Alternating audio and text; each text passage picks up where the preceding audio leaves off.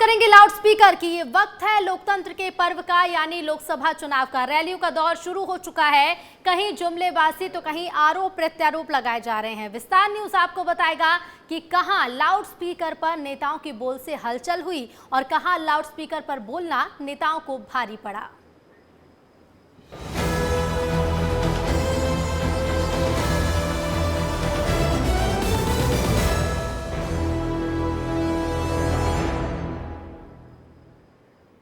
और चलिए loud speaker की शुरुआत में सबसे पहले आपको दिखाएंगे 4 तस्वीरें और इन 4 तस्वीरों के जरिए देखिए 4 बड़ी खबरें। बात करेंगे लाउड स्पीकर में पीएम की 5 गारंटी की। पश्चिम बंगाल पहुंचे पीएम मोदी ने आज 5 गारंटी दी हैं।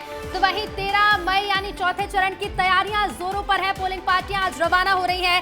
साथ ही आपको बता दें, इंदौर में नोटा को प्रमोट कर रही कांग्रेस पर सीएम मोहन यादव ने पलटवार किया है। तो नोटा पर सियासत भी जारी है और अब छत्तीसगढ़ में कैबिनेट विस्तार हो सकता है। चुनाव परिणाम के बाद छत्तीसगढ़ में कैबिनेट का विस्तार हो सकता है। तो ये 4 बड़ी खबरें जिन पर आज हम लाउड स्पीकर पर चर्चा करेंगे। इन पर और ज्यादा जानकारी विस्तार से आपको बताएंगे इन्हीं 4 खबरों के बारे में। तो चलिए लाउड स्पीकर की शुरुआत करते हैं और इसके साथ ही 4 तस्वीरें आपने देखी जिसके जरिए हमने आपको बताया कि कौन कौन सी खबरों पर हम विस्तार पर चर्चा करने वाले। लेकिन पहली खबर ममता के गढ़ में यानी बंगाल में पीएम मोदी के संबोधन से जुड़ी हुई है। आज पीएम मोदी पश्चिम बंगाल के बैरकपुर पहुंचे और इस दौरान उन्होंने टीएमसी सरकार और इंडिया ब्लॉक पर जमकर निशाना साधा। पीएम मोदी ने कहा कि ये वो सरकार है जो राम का नाम नहीं लेने देती थी और रामनवमी नहीं मनाने देती थी। खास बात आपको बताते हैं, पीएम मोदी ने आज बंगाल की जनता को 5 गारंटी का वादा किया है और वो गारंटी क्या है देखिए। 5 गारंटी दे रहा हूं। जब तक मोदी है, धर्म के आधार पर आरक्षण नहीं दिया जाएगा। दूसरी गारंटी, जब तक मोदी है, एससी, एसटी, ओबीसी का आरक्षण कोई खत्म नहीं कर पाएगा। तीसरी गारंटी, जब तक मोदी है, रामनवमी मनाने से, भगवान राम की पूजा से कोई आपको रोक नहीं पाएगा। चौथी गारंटी, जब तक मोदी है, राम मंदिर पर सुप्रीम कोर्ट का जो फैसला है, उस फैसले को कोई पलट नहीं पाएगा। और 5वीं गारंटी, जब तक मोदी है, सीएए कानून को भी कोई रद्द नहीं कर पाएगा। तो आज पश्चिम बंगाल में पीएम मोदी ने 5 बड़ी गारंटी दी है। अब इस गारंटी का कितना फायदा मिलेगा बीजेपी को, ये आगे चुनावी परिणाम बताएंगे। लेकिन इधर छत्तीसगढ़ में मतदान खत्म होने के बाद से ही कैबिनेट विस्तार को लेकर बीजेपी नेता अपना अपना दांव ठोक रहे हैं। 4 जून के बाद केंद्र में नई सरकार बन जाएगी और आचार संहिता भी खत्म हो जाएगी। ऐसे में कैबिनेट में नए मंत्रियों की जगह को लेकर सस्पेंस बरकरार है। मंत्री पद की रेस में कौन कौन है वो भी आपको बताते हैं कि मंत्री पद की रेस में देखिए 4 नाम सामने आए हैं। गुरु खुशवंत साहेब जो आरंग से विधायक हैं, इनके नाम पर भी चर्चा जोरों पर है। रायपुर उत्तर से विधायक पुरंदर मिश्रा को भी मंत्री बनाया जा सकता है। तीसरा नाम डोमन लाल कोरसेवाड़ा विधायक हैं और इसके साथ ही दुर्ग की अहिरवारा सीट से विधायक हैं। वहीं दुर्ग शहर से विधायक गजेंद्र यादव। तो देखिए ये कुछ नाम सामने आ रहे हैं जो मंत्री पद की रेस में शामिल हैं। किस नाम पर मुहर लगेगी और क्या विस्तार होगा मंत्रिमंडल का, ये लोकसभा चुनाव के परिणाम के बाद स्पष्ट होगा। लेकिन नए मंत्रियों पर सस्पेंस बरकरार है।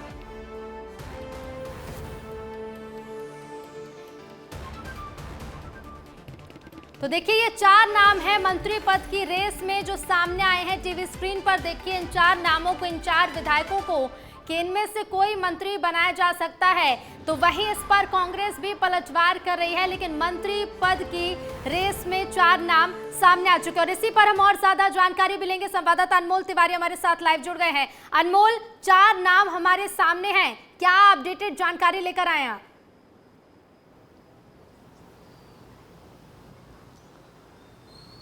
देखिए ऋतु, बिल्कुल अब देखिए चुनाव खत्म हो गया है और अब देखिए कुछ ही दिनों में जो है नतीजे भी आ जाएंगे। और खासकर अगर मैं छत्तीसगढ़ के संदर्भ में जब हम लोग बात कर रहे हैं तो बृजमोहन अग्रवाल एक बहुत बड़ा नाम है मंत्रिमंडल में और वो रायपुर से आते हैं। अगर वो सांसद बनते हैं तो एक जो मंत्री पद है वो खाली हो जाएगा और पहले से ही जो है छत्तीसगढ़ सरकार में एक मंत्री पद खाली है। तो कुल मिलाकर जो 2 पद है मंत्री पद यहाँ पर खाली है। तो उसके बाद अब जो है रेस चालू हो गया है कि कौन से वे दावेदार हैं। जो है इसमें जो है अगर समीकरण की बात कर ले तो देखिए सरगुजा से 3 मंत्री आते हैं और मुख्यमंत्री आते हैं, तो संभावना कम है कि सरगुजा से मंत्रिमंडल बनेगा।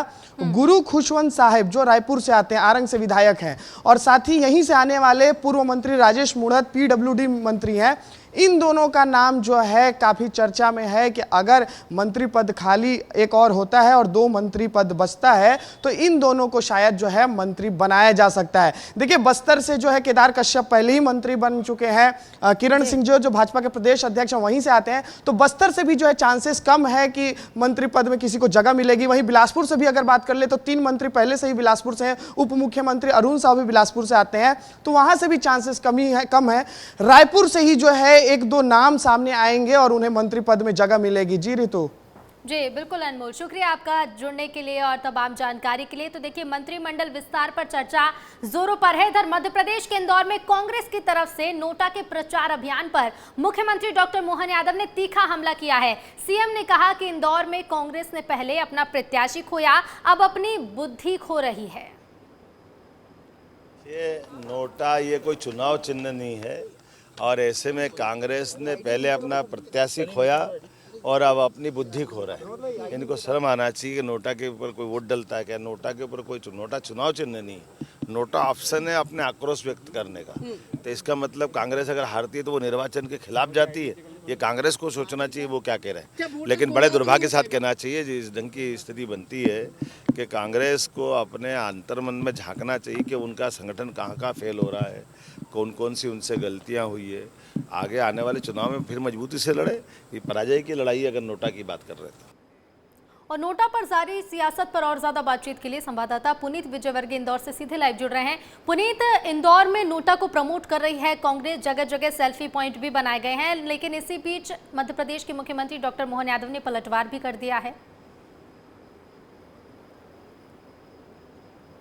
जी बिल्कुल, देखिए नोटा की अपील कर रही है कांग्रेस क्योंकि वो प्रत्याशी विहीन है और उनके पास उनका चुनाव चिन्ह भी नहीं है जिस पर वो मतदान करवा सके। ऐसे में कांग्रेस का उद्देश्य यही है कि नोटा पर अधिक से अधिक मतदान करवाया जा सके और बीजेपी को यह बताने का प्रयास किया जाए कि कांग्रेस बिना चुनाव चिन्ह के भी लड़ सकती है और नोटा पर मतदान करवा सकती है। लेकिन देखिए जो नियम है उस नियम के अनुसार नोटा पर कोई भी व्यक्ति मतदान तो कर सकता है, लेकिन जो राष्ट्रीय पार्टी है वो नोटा पर मतदान करने के लिए लोगों से अपील नहीं कर सकती। यह पूरी तरह से असंवैधानिक है। इस तरह की बात जब वीडी शर्मा प्रदेश अध्यक्ष इंदौर पहुंचे थे तब उन्होंने भी कही थी और इसी तरह की मिली जुली बात आज खुद सीएम मोहन यादव भी बोल रहे हैं कि वो अपनी हार स्वीकार कर लें और अगली बार चुनाव को और दमदारी से लड़े। बिल्कुल उनका सही कहना है, क्योंकि आपके पास प्रत्याशी नहीं है तो आप इस तरह से नोटा की डिमांड ना करें। और देखिए इंदौर की जनता भी काफ़ी जागरूक है इन सब बातों को लेकर। यदि नोटा का बटन कोई दबाएगा ऋतु तो उसमें सबसे अधिक वो लोग होंगे जो कांग्रेस के परंपरागत वोटर्स हैं और उसमें भी से कई सारे लोग इसलिए बाहर नहीं निकलेंगे क्योंकि गर्मी की छुट्टियां चल रही है और काफ़ी तेज गर्मी भी है। इस बात को लेकर विस्तार न्यूज़ पहले भी विस्तार से मुद्दा उठा चुका है। तो ऐसे में कहीं न कहीं मतदान में कमी जरूर होगी, लेकिन नोटा में भी बहुत ज़्यादा इफेक्ट देखने को नहीं मिलेगा। जी बिल्कुल बिल्कुल पुनीत, शुक्रिया आपका जानकारी के लिए। तो देखिए नोटा को प्रमोट कर रही है कांग्रेस, लेकिन ऐसे में नियम ये भी है कि कोई भी राष्ट्रीय दल नोटा को प्रमोट नहीं कर सकता। आगे बयानबाजी कहां तक पहुंचेगी ये भी देखना होगा। इधर 2024 लोकसभा चुनाव के चौथे फेज में सोमवार यानी 13 मई को 10 राज्यों और केंद्र शासित प्रदेशों की 96 सीटों पर वोटिंग होगी। 543 लोकसभा सीटों में तीसरे फेज तक कुल 284 सीटों पर मतदान हो चुका है। 13 मई तक कुल 380 सीटों पर मतदान पूरा हो जाएगा। साथ ही 18 राज्यों और 4 केंद्र शासित प्रदेशों में आम चुनाव की वोटिंग भी खत्म हो जाएगी। मध्य प्रदेश की 8 सीटों पर मतदान होगा और यहां भी अब आखिरी चरण का चुनाव है।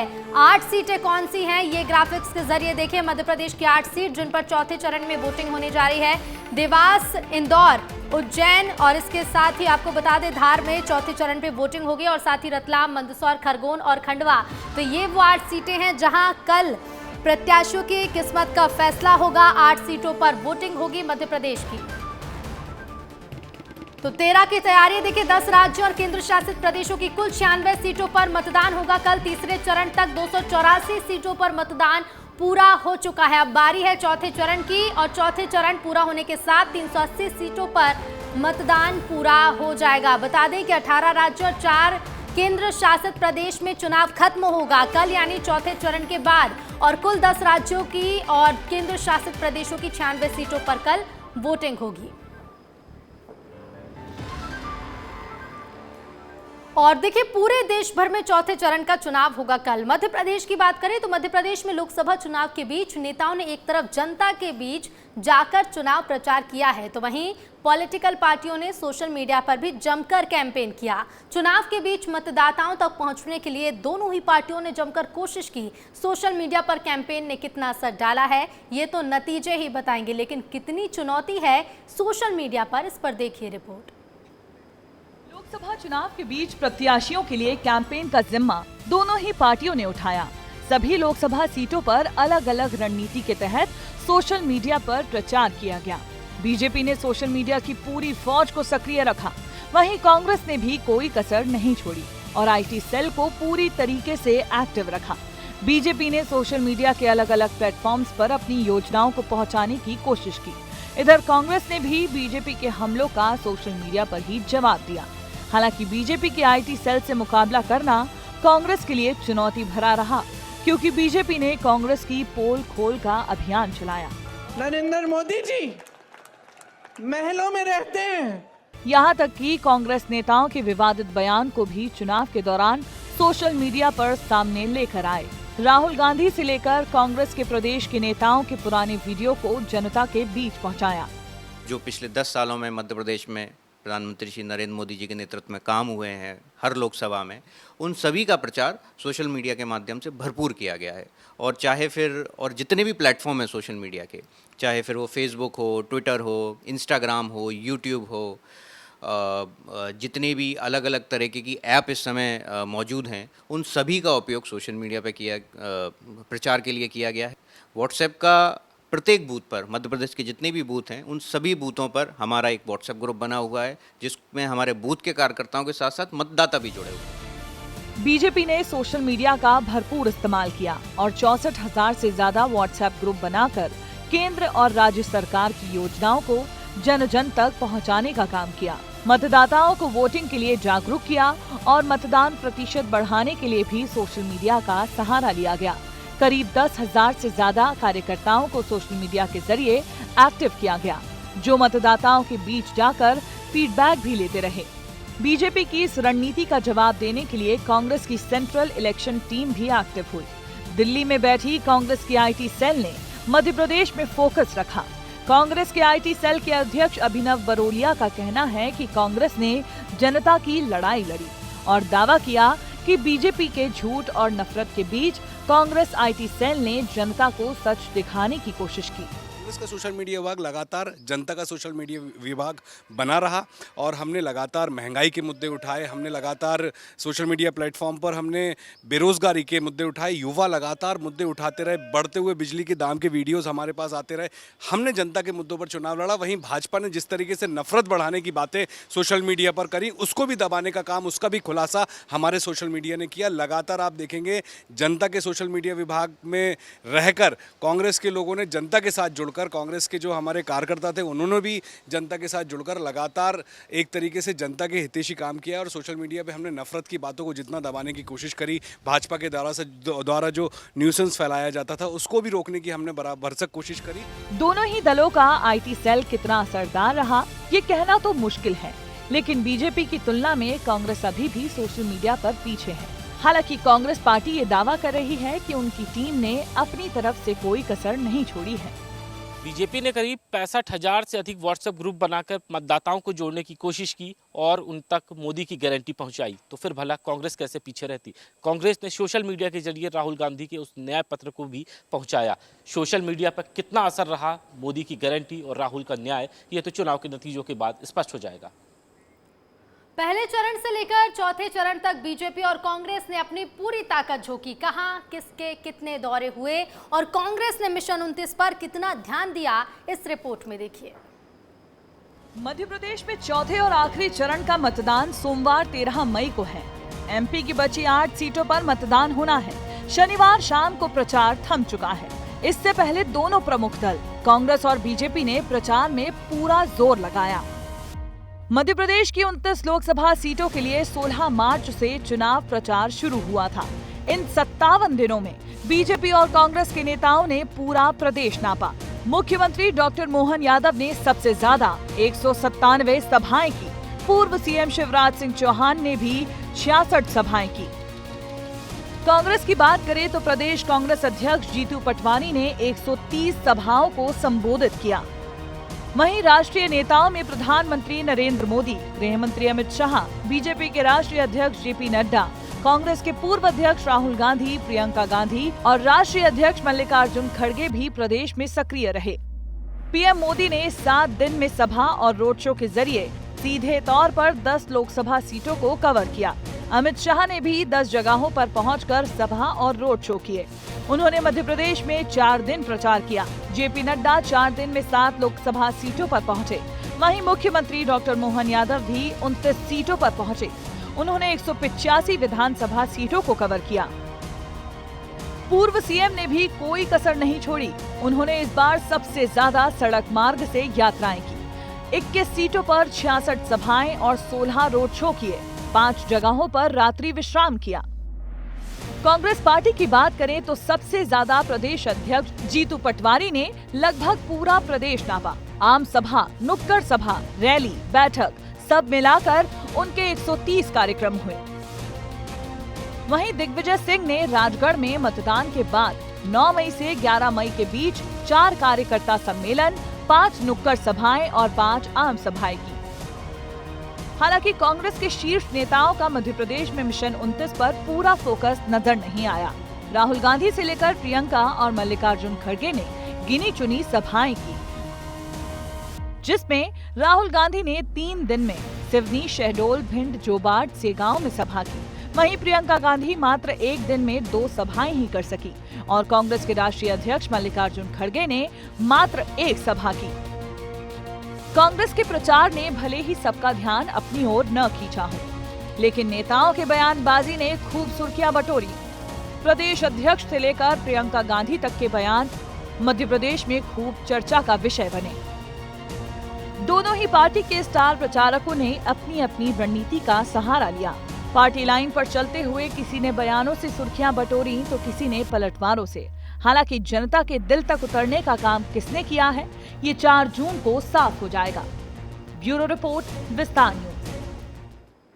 दरबेल पर बाहर आए दिल्ली के मुख्यमंत्री अरविंद केजरीवाल ने जीत को लेकर बड़ा दावा किया है। केजरीवाल ने कहा कि केंद्र में मोदी की सरकार नहीं बनेगी, सरकार इंडिया गठबंधन की बनने जा रही है, जिसका हिस्सा आम आदमी पार्टी भी होगी। तो वहीं केजरीवाल के इस दावे पर केंद्रीय मंत्री स्मृति ईरानी ने पलटवार किया है।